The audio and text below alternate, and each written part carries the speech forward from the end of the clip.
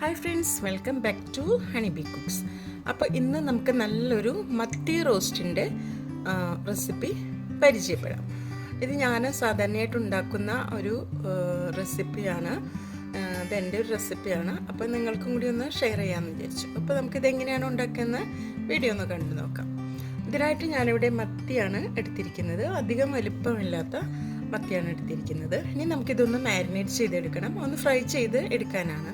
അതിലേക്ക് ചില്ലി പൗഡറും അതുപോലെ ടർമറിക് മഞ്ഞൾപ്പൊടിയും ഉപ്പ് അതുപോലെ ചെറുനാരങ്ങയുടെ ജ്യൂസും കൂടെ ഒഴിച്ചു കൊടുത്ത് നമുക്കിതൊന്ന് നന്നായിട്ടൊന്ന് മാരിനേറ്റ് ചെയ്ത് വയ്ക്കാം. ഇത് മാരിനേറ്റ് ചെയ്ത് വെച്ച് ഒരു 10 മിനിറ്റ് ഒന്ന് മാറ്റി വയ്ക്കാം, മസാലയൊക്കെ ഒന്ന് പിടിക്കാനായിട്ട്.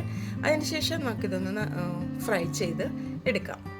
ഞാനിവിടെ ഈ മത്തിയെല്ലാം മാരിനേറ്റ് ചെയ്ത് വെച്ചതിന് ശേഷം 10 മിനിറ്റ് കഴിഞ്ഞിട്ടാണ് ഫ്രൈ ചെയ്ത് എടുക്കുന്നത്. സാധാരണ നമ്മൾ ഫ്രൈ ആക്കി എടുക്കുന്ന പോലെ തന്നെയാണ് ഫ്രൈ ആക്കി എടുക്കുന്നത്.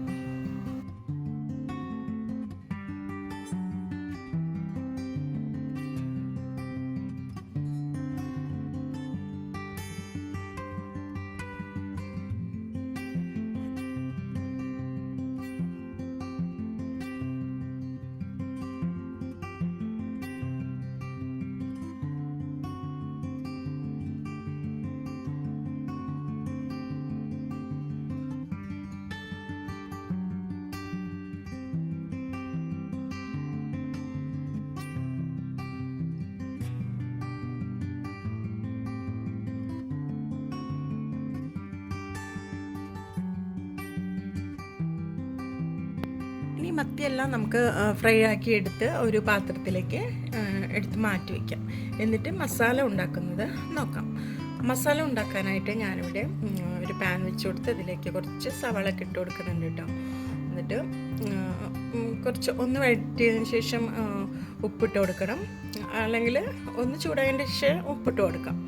അതിനുശേഷം സവാളയ്ക്കൊന്ന് നന്നായിട്ടൊന്ന് വഴഞ്ഞു വന്നാൽ നമുക്കിതിലേക്ക് ഇഞ്ചിയും അതുപോലെ വെളുത്തുള്ളിയും പച്ചമുളകൊക്കെ കൂടെ ചതച്ചെടുത്താണ്, ചതച്ച് തന്നെ എടുക്കണം കേട്ടോ. അത് ഇതിലേക്ക് ഇട്ട് കൊടുത്ത് നന്നായിട്ടൊന്ന് വഴറ്റിയെടുക്കാം. ഇതൊക്കെ ഒന്ന് നന്നായി ഒന്ന് പച്ചമുളകൊക്കെ മാറി വരുമ്പോൾ നമുക്കിതിലേക്ക് തക്കാളി ചേർത്ത് കൊടുക്കാം. ഞാനിവിടെ തക്കാളി ഒരു 2 വലിയ തക്കാളി തന്നെയാണ് എടുത്തിരിക്കുന്നത്. അതും ഇതിലേക്ക് ഇട്ട് കൊടുത്തിട്ട് നന്നായിട്ടൊന്ന് വഴറ്റിയെടുക്കാം.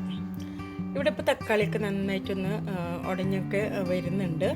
തക്കാളിയും അതുപോലെ ഈ ഉള്ളിയൊക്കെ നന്നായി ഒന്ന് ഉടഞ്ഞ് വരുന്ന നന്നായി ഒന്ന് വാടി വരുന്ന സമയത്ത് നമുക്കിതിലേക്ക് മസാലപ്പൊടികളെല്ലാം ചേർത്ത് കൊടുക്കണം.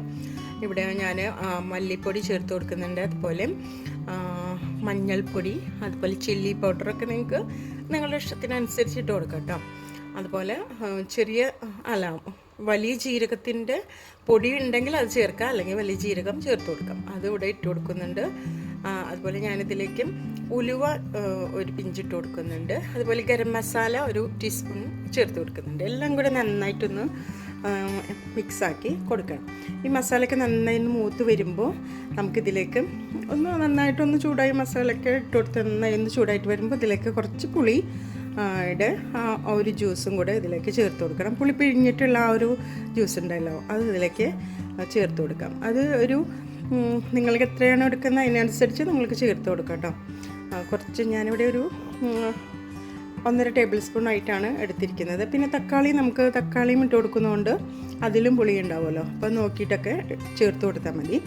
എന്നിട്ട് നന്നായിട്ടൊന്ന് മിക്സാക്കി എടുക്കണം. മിക്സാക്കി എടുത്തതിന് ശേഷം ഒന്ന് ചൂടായി വരുമ്പോൾ നമുക്കിതിലേക്ക് ഫ്രൈ ചെയ്ത് മാറ്റി വെച്ച ആ മത്തി ഇതിലേക്ക് ചേർത്ത് കൊടുക്കാം. എന്നിട്ട് നന്നായിട്ട് മിക്സാക്കി എടുക്കാം. ഒരു കുറച്ച് കറിവേപ്പിലയും എല്ലാം ഇട്ട് കൊടുത്ത് നന്നായിട്ട് ഇത് നമുക്കൊന്ന് മിക്സാക്കി എടുക്കാം. 1 മിനിറ്റ് മത്തി ഇട്ട് കൊടുത്തതിന് ശേഷം 1 മിനിറ്റ് ഒന്നുകൂടെ ഒന്ന് ചൂടാക്കിയെടുക്കാം. ഒന്ന് അടച്ച് വെച്ചിട്ടോ വേണമെങ്കിൽ അങ്ങനെ ചെയ്യാം, അല്ലെങ്കിൽ ജസ്റ്റ് ഒന്ന് ചൂടാക്കി എടുത്ത് നമുക്കിത് ഉപയോഗിക്കാം. നല്ല ടേസ്റ്റാണ്. നിങ്ങൾക്കെല്ലാം ഇഷ്ടപ്പെടും എന്ന് വിചാരിക്കുന്നു. ഫീഡ്ബാക്കെല്ലാം അറിയിക്കണം. ചോറിനൊക്കെ ഒപ്പം കഴിക്കാൻ വേറൊരു കറിയുടെ ആവശ്യമില്ല, ചപ്പാത്തിയുടെ കൂടെയും കഴിക്കാൻ പറ്റും. നല്ല ടേസ്റ്റായിട്ടുള്ള റെസിപ്പിയാണ്. എല്ലാവരും ട്രൈ ചെയ്ത് നോക്കാം, ഫീഡ്ബാക്ക് അറിയിക്കുക. അതുപോലെ നിങ്ങളുടെ സപ്പോർട്ട് തുടർന്നുണ്ടാവുക. വീഡിയോയ്ക്ക് താഴെ കമൻസായിട്ട് നിങ്ങളുടെ അഭിപ്രായങ്ങളും നിർദ്ദേശങ്ങളെല്ലാം അറിയിക്കാം. അപ്പോൾ നമ്മൾക്ക് മറ്റൊരു ഈസി റെസിപ്പിയുമായിട്ട് വീണ്ടും കാണാം.